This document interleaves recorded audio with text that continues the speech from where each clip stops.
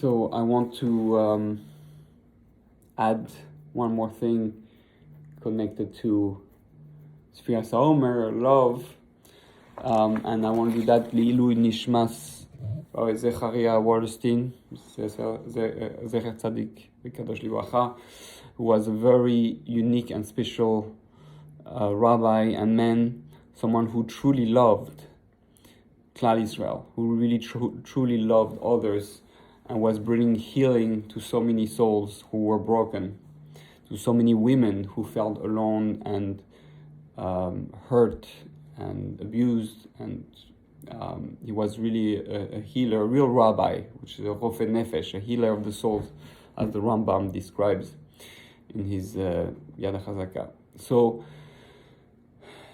what I wanted to add is we want to emulate that, what Rabbi Zecharia Wallerstein did.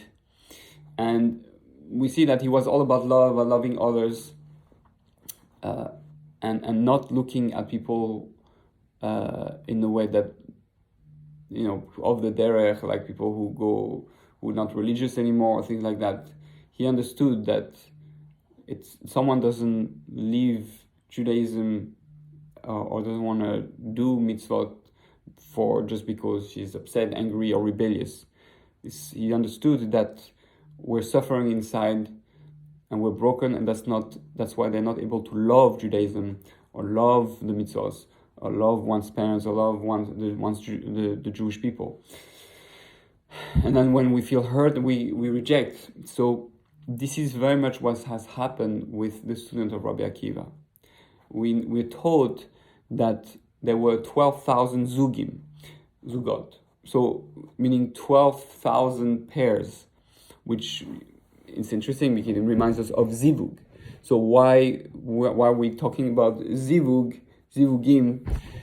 In many ways, chavrusa is like a partner. Is almost like a husband and wife in the way that they fight and argue together, but for the sake of truth, for the sake of love, which is really what a couple should do when they have an argument. It should be for that purpose.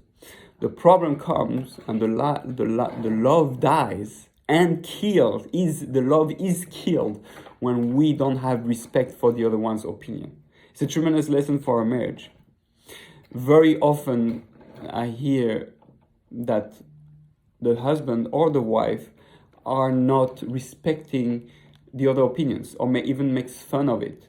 Say, oh yeah, this is how we. That's when it comes to whether it's come to halacha, to chinuch, to Torah. The moment you make the other feel that I know better, or what you're saying is nonsense, or like I don't understand you, that's like I'm not even interested. You're disrespecting the other. You're not allowing yourself to see the other side.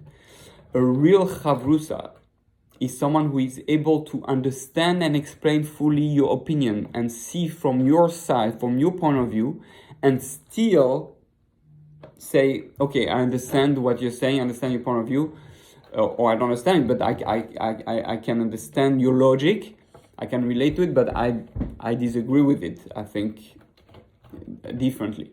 And do that for the sake of truth. And do that for the sake of what Hashem really wants. Do that for the sake of love.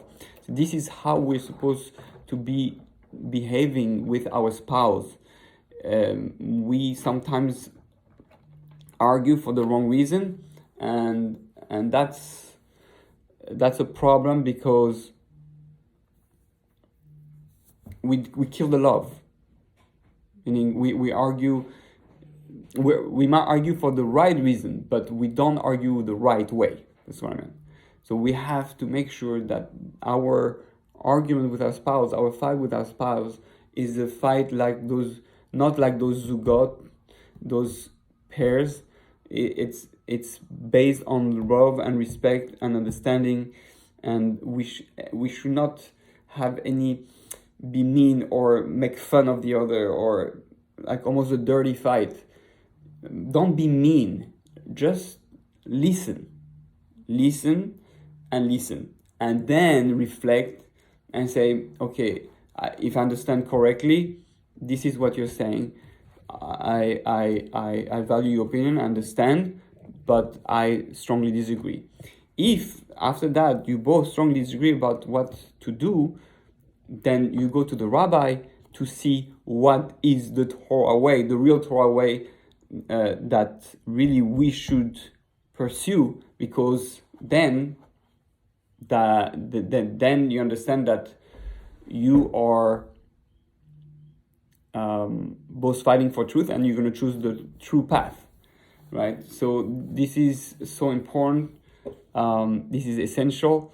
This happens all the time, and never should we disrespect each other, because without the respect that we have,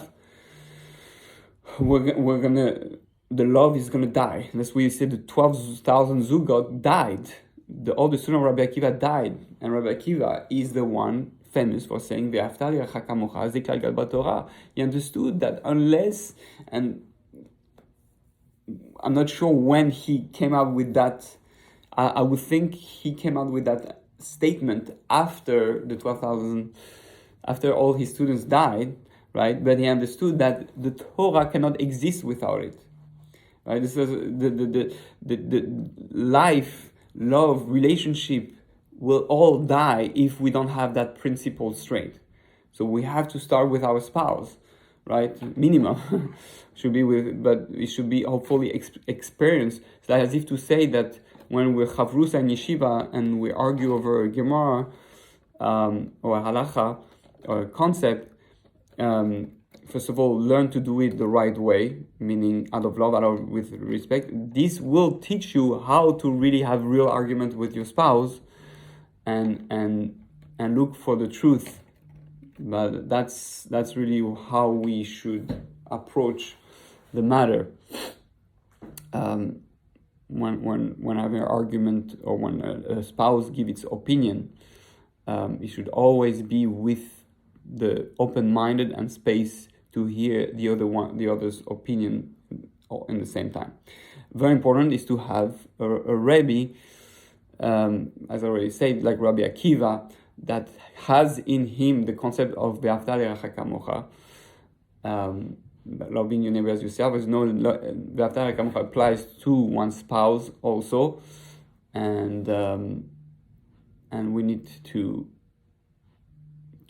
work at it this way, with all those arguments that will bring the respect and the love that you both deserve. So may we all be able to heal, right, from the pain, being broken, not being understood, not being heard, not being respected, not being loved, and that will bring true healing. And that's definitely something that Rabbi Wallerstein emulated. May we all achieve that wonderful and beautiful madrega.